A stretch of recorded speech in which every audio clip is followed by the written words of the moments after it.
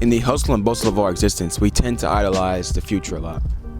We look towards the future days instead of living in the moment. In this world where everything is going array, and it seems like nothing but chaos is happening, it's very important to live in the moment. Like, guys, do we really understand why Jesus gave us the advocate in the first place? A big part of that is to stop the overthinking that you're gonna have, and that comes with not living the moment. The moment that God presented you, like, you don't even know what the next minute is. You're complaining about the next moment. For He knows the plans He has for you. Plans to prosper who? You. And not to harm who? You. That's right. Before the fall in Eden, we didn't really have a concern on what the future was. Like, if we were gonna eat tomorrow, if this, are we gonna be rich? Are we gonna have a high rise and a bunch of cars in 20 years? But post to that, we have a lot of ambitions, a lot of dreams that we have. Like, one of my friends wants to move to San Diego when he's older. Talking about you, by the way.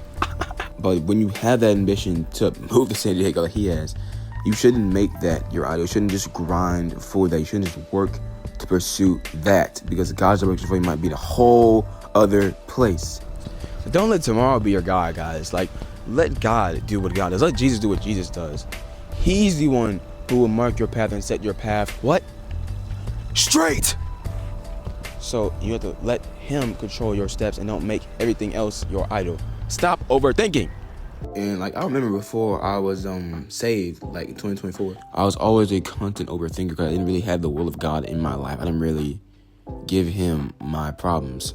Like, you know, when you're trying to break down a biblical problem to a worldly person, yeah, that sucks. And they can never help you like feel like safe in that confirmation they try and give you.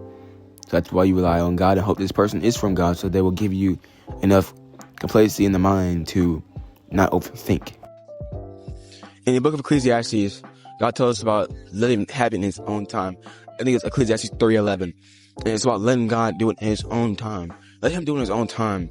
See, when you idolize the future, like, you think about the cars, like I said earlier, the high rises, setting up in a tall building like the Capitol behind me. It's a really big building. Don't envision, like, what if I can stay here? What if I can live here? What if I'm gonna idolize being here? And you don't want to take time to appreciate what you already have. Stay grounded, live in the moment, live in the time frame you have. Because every single day is not promised, and neither is the next hour or the minute. None of that is promised. It's all thanks to Jesus. Yeah, never been stuck in this cell. Deep in my blood like jail. Yeah, I don't want by side. You think I'm reading that script with some braille? Yeah, a lot of my mind's some barrel. And I'm straight to the point like, oh. Yeah, when you cease your overthinking and you just like give it to God, you really give it to God. You let go of idolizing the future that you want. Like, God knows what you want. He knows that you want the relationship. He knows you want that skyrise apartment, that house, that car. He knows that you want to be independent from your parents. He knows that you want freedom. If you make that an idol of what you have now, because what if you don't have your parents one day? What if the car you have now maybe brought you so much enjoyment, and you idolizing that future car maybe is a mistake? What if that house you're staying in now holds, like, what if it burns down, right? What if you can't revisit that house? Maybe see it again one day. Enjoy what you have now and live like tomorrow isn't real. Live like you only have today. Every day. Live in the moment. Alright, guys, if you genuinely like support this ministry, I'm on other social medias too. I make more TikToks and YouTube videos. I have like 50 TikToks already on TikTok, and I have like 50 Reels on Instagram. You can check those out right now. I'm planning on doing more live content on there as well. So, like, if you want to see me just talk about the Bible live or my walk with Jesus live, I'm on Instagram and TikTok. Videos go on every social media. And also, guys, here's my favorite verse. I never proclaimed it on the channel before, but I think I should now, because it's time to proclaim this verse. James 4 verse 7.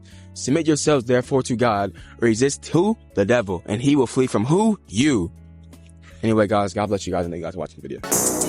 I just put up to your city, cause there's people out here really trying to doubt us. Why your circle trying to link like an Audi? God paid the price, I don't even do accounting. I just send the forces, hope you're praying for them. These is not no Reeboks, these is Diodors. Trying to make 100 souls get a bag.